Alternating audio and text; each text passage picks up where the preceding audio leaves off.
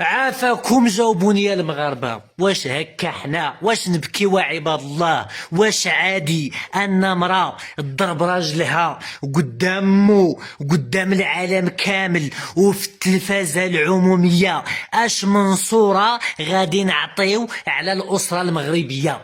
اش من قيم غنزرعوها؟ اش من تشجيع على الزواج غنديرو؟ عباد الله شوفوا فلوسنا فين تيمشيو. فاتورة الكهرباء تكتب فيها السمعي البصري، تتخلصوا تنمولوا هاد الزعتر هذا. في نهاية المطاف شوف شنو تيزرعوا، شوف شنو تيوري. واش حنا هكا؟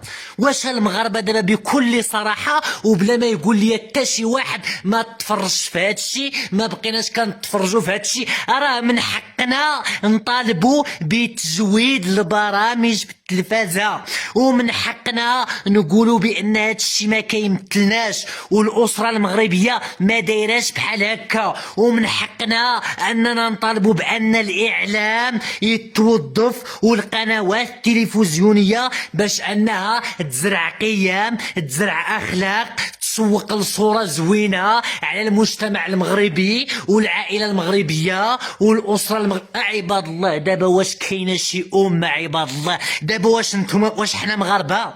واش هكا حنا؟ واش هادشي تيقبلو شي واحد؟ وراه الأزواج بغاو يتعاركو يدابزو، واحد يطرش في الآخر، وعلى الأقل تيكون داكشي في بيتهم، وعيب وعار عندنا حنا هادشي راه قسما بالله إلا كتهدموا لنا القيم ديالنا، وقسما بالله إلا كتهدموا الأسر ديالنا، وقسما بالله إلا التقاليد والأعراف ديالنا وكيفاش كبرنا حتى مغاربة وحشومة وعيب وما كيدارش هادشي. والخطورة ديالو أنه مراهقين كيشوفوا، شباب كيشوفوا، شابات كيشوفوا، أمهات كيشوفوا، وراه هادشي عنده تأثير كبير. هادشي راه تيزرع لك في الذهن ديالك القابلية وكيولي يجيك هادشي عادي. واظن بل اكاد اجزم، ما بغيتش ندخل للسرائر ديال عباد الله شنو كاين في قلوبهم وكل شيء، ولكن هادشي مقصود. اذا كان هادشي تمثيل فاطرحوا واحد السؤال اللي هو كبير: اش من صورة تنعطيو على الأسرة المغربية؟ واش المرأة المغربية، الزوجة المغربية دايرة بحال هكا عباد الله؟ واش الزوج المغربي داير بحال هكا؟ واش الأم الحماة العجوزة؟ واش عباد الله غتقبل أنه تشوف ولدها كياكل الدق؟ شنو فين بغيتو توصلونا؟ واش نبكيو؟ واش نتحسروا؟ واش نجيو نشنقوا عليكم؟ واش نجيو نديروا اللهم ان هذا منكر؟ راكم تتسوقوا، راكم تتزرعوا قيم ماشي ديالنا.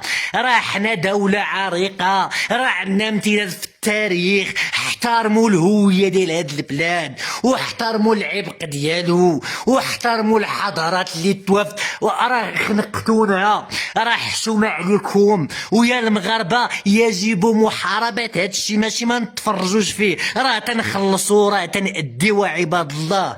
راه حشومة، راه ما نقبلوش اننا نشوفوا قنوات عمومية تساهم فانها تريب الاخلاق ديالنا والقيم ديالنا وتضرب في العمق في العمق في الجذوره.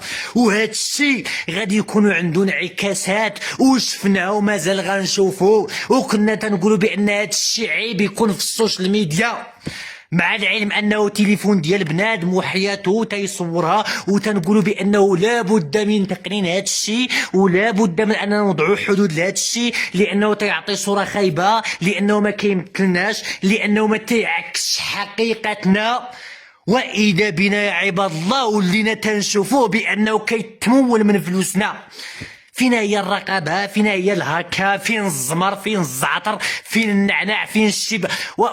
غتحمقونا قسما بالله الى جرائم، قسما بالله الى تزييف الوقائع، قسما بالله الى تزييف الحقائق، قسما بالله الى حنا ما هكا، قسما بالله ما كاين شي مغربي اللي يقبل هذا الوضع، قسما بالله الى هذا الشيء ما تيعكس حتى شي مغربي وحتى شي اسره وحتى شي عائله.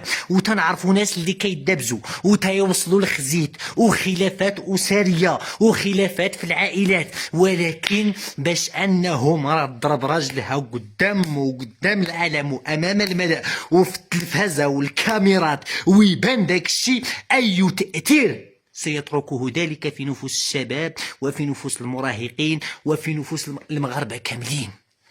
عباد الله كونوا تستحياو، وعباد الله وعاو بانكم راكم كاين ناس براني يتفرجوا فيكم، راه مغاربه حنا كاع ما شغلناش في البرلاني، ولكن راه عيب وعار انه نزرعوا بحال هادشي، راه عيب وعار اننا نديروا برنامج اسري زعما